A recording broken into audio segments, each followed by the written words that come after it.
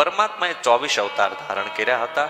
એ 24 અવતારમાં પહેલામાં પહેલો જે અવતાર લીધો હતો પ્રભુ પરમાત્માએ સનત કુમારોનો હતો. સનત કુમારો જે 4 છે, બટુક છે નાના વયમાં અને સદૈવ એક જ વયથી રહ્યા છે. આજે પણ બદ્રિકાશ્રમમાં બદ્રીધામમાં જઈએ ને ત્યાં સનત કુમારોની મહિમાની કથા, સનત કુમારો ત્યાં મંદિરમાં બિરાજમાન છે, કારણ કે એની તપોભૂમિ છે. તો પહેલો અવતાર એ સનત કુમારોનો. બીજો અવતાર ભગવાન વરાહ રૂપ ધારણ કરીને આવ્યા હતા કે જ્યારે આ પૃથ્વી અસુરો એ લઈ પોતાની દાઢની લંદ લઈ અને જ્યારે લઈને ગયા છે ત્યારે પ્રભુ પરમાત્મા સર્વજનોનું કલ્યાણ માટે પૃથ્વીને લેવા ગયા હતા. વરાહ રૂપ અવતાર ધારણ કરી એની કથા છે. ભગવાનનો ત્રીજો અવતાર છે દેવર્ષિ નારદ, જે નારાયણ કરીને સદૈવ વિચરણ કરે છે. એ નારદજીનો અવતાર એ પ્રભુ પરમાત્માનો ત્રીજો અવતાર છે. ભગવાનનો ચોથો અવતાર છે નર નારાયણ. એ પણ બદ્રીધામની અંદર એક બાજુ નર પર્વત, એક બાજુ નારાયણ પર્વતના રૂપમાં ભગવાન બિરાજમાન છે. એ ભગવાનનો ચોથો અવતાર છે. પાંચમો અવતાર એ ભગવાન કપિલ અવતાર. બહુ સુંદર કપિલ ભગવાનની કથા શ્રીમદ ભાગવતજીમાં આવશે કે પોતાની માને ઉપદેશ આપે છે. એ ભગવાન કપિલ ભગવાનનો અવતાર. છઠ્ઠો અવતાર અવધૂત ચિંતન શ્રી ગુરુદેવ દત્ત. ભગવાન દત્તાત્રેય ભગવાનની કથા આવશે ભાગવતજીમાં. એ ભગવાનનો છઠ્ઠો અવતાર. સાતમો અવતાર એનું નામ છે યજ્ઞ નારાયણ, કે જે આપણે યજ્ઞની અંદર આહુતિ આપીએ છીએ ને એ પણ નારાયણનું રૂપ છે. એ ભગવાનનો સાતમો અવતાર. આઠમો અવતાર ભગવાન ઋષભદેવ તરીકે પ્રગટ થશે, ધર્મનો માર્ગ આપશે. ત્યારબાદ નવમો અવતાર ભગવાન પૃથુ ભગવાન.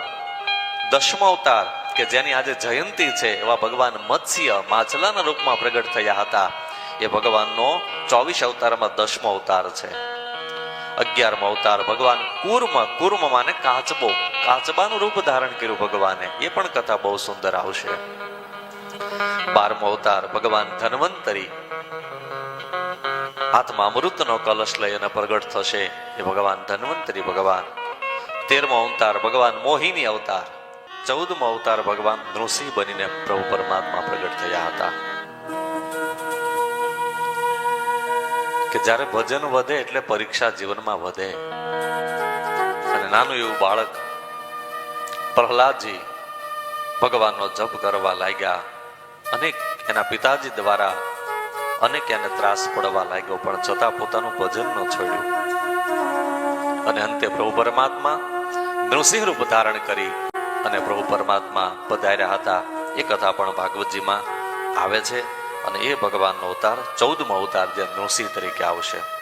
ત્યારબાદ ભગવાનનો 15મો અવતાર કે જે વામનજી તરીકે આવશે. ભરૂચ નર્મદાના તટે સુંદર યજ્ઞ ચાલી રહ્યો હશે બલિરાજા દ્વારા, અને ત્યારે વામનજી પોતાનું નાનું એવું રૂપ ધારણ કરી નાના પગલા ભરતા આવશે, રક્ષા કરશે યજ્ઞની. એ ભગવાનનો 15મો અવતાર. 16મો અવતાર એ ભગવાનનો પરશુરામ અવતાર છે. જ્યારે ક્ષત્રિયો દ્વારા પાપ વધ્યું ત્યારે પરશુરામ અવતાર ધારણ કરી પ્રભુ પરમાત્મા પધાર્યા છે. ત્યારબાદ ભગવાનનો 17મો અવતાર એનું નામ છે વ્યાસ. વ્યાસ માને વિસ્તાર. વાલા પરિવારજનો પ્રેમ સે બોલો. આ કથા 4 શ્લોકમાં ભાગવતજી હતું.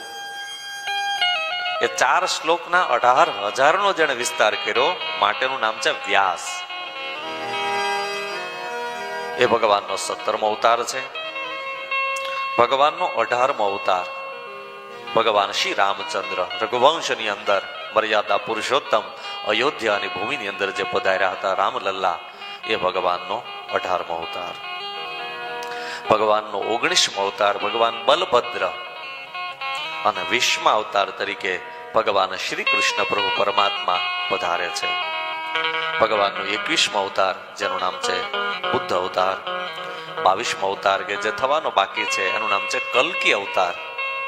અને 23 અને 24 ભગવાનનું સ્થૂળ અને સૂક્ષ્મ રૂપ એની કથાઓ આવશે.